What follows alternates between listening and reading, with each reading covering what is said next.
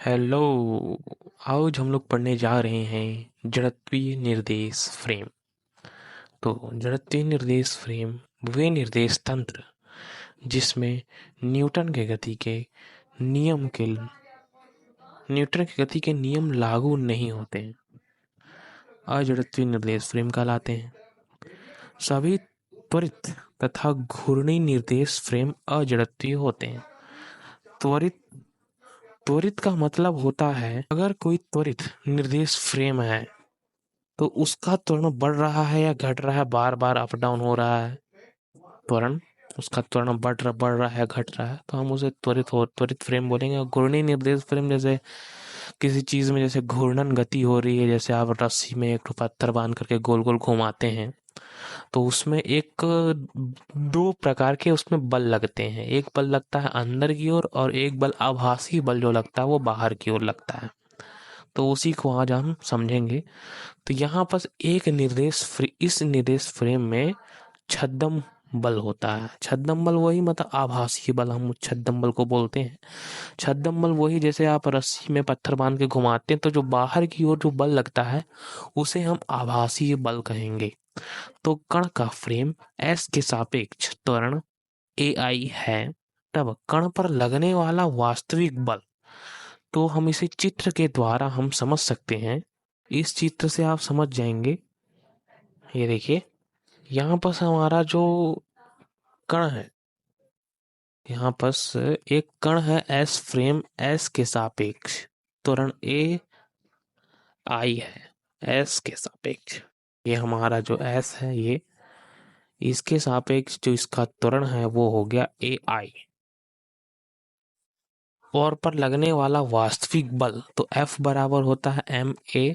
तो हम S के लिए निकाल रहे हैं तो F I equal to M A I. M द्रव्यमान तो सिंपल एक ही है और आई हमारा अलग अलग फ्रेम के लिए है। एस फ्रेम के लिए आई यूज करेंगे। अब आगे देखते हैं कण का फ्रेम एस डैश के सापेक्ष त्वरण। अब ये आप चित्र में देख रहे हैं, यहाँ पर चित्र में एस डैश ये वाला जो हमारा फ्रेम है दूसरा, इसके सापेक्ष जो हमारा त्वरण होगा वो होगा ए जीरो। ए जीरो आप ये देख रहे हैं, ए जीरो। तो यहाँ पर कण एस डेस्क फ्रेम में प्रेक्षित आभासीय बल जो हमारा इसमें इसमें जो पहले वाले इसमें जो लगेगा, तो हमारा जो पहले वाला जो हमारा निर्देश है उसमें जो बल लगेगा वो वास्तविक और इसमें आभासी बल रहेगा, वास्तविक और आभासी। तो इसमें आभासी बल जो है एफ जीरो बराबर माइनस इसलिए लगा रहे हैं क्योंकि यह आभासी बल होने के कारण इसमें हम माइनस का प्रयोग कर रहे हैं। फिर यहाँ पर हम लोग एफ बराबर एफ डैश निकालेंगे तो एफ डैश बराबर होता है एम ए डैश सदिश, सिंपल। तो हमारा अभी आभासी बल प्रतीत होता है तो हम प्रतीत होने वाले आभासी बल को निकालेंगे। तो ए डैश बराबर जो हमारा बल में त्वरण में जो परिवर्तन हो रहा है उसको हम लोग इस तरीके से लिख सकते हैं, ए आई माइनस ए जीरो। ये आपने चित्र में देखा होगा, एस के सापेक्ष और एस डैश के सापेक्ष, एस वो एस डैश के सापेक्ष त्वरण। तो हम पर S S minus S dash का हम त्वरण निकालेंगे तो यहाँ पर हमें प्राप्त हो जाएगा F dash equal to M A I का, तो M A I minus A zero. फिर हम इसी को एम का दोनों पक्षों में गुणा कर देंगे तो कुछ इस तरीके से यहाँ पर आ जाएगा। फिर उसके बाद यहाँ पर एफ डैश सदिश बराबर एम ए आई सदिश, और माइनस को हम अलग कर लिए सेपरेट इसके लिए।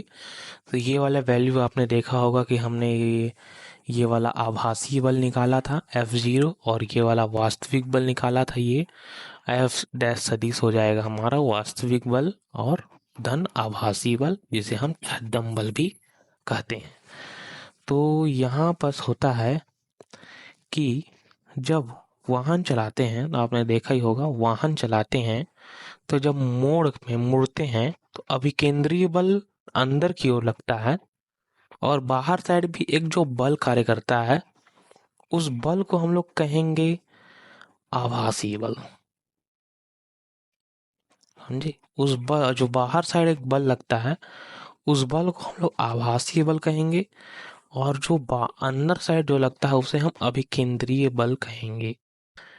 तो यहाँ पर यह कोई फ्रेम है, उस पर एक बल लगता है वास्तविक बल, और एक बल उसमें और भी महसूस होता है जिसे हम आभासी बल कहेंगे। सिंपल तरीके से वही छद्म बल भी कहलाता है।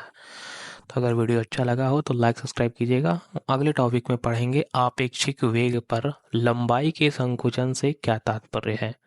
लंबाई संकुचन। धन्यवाद।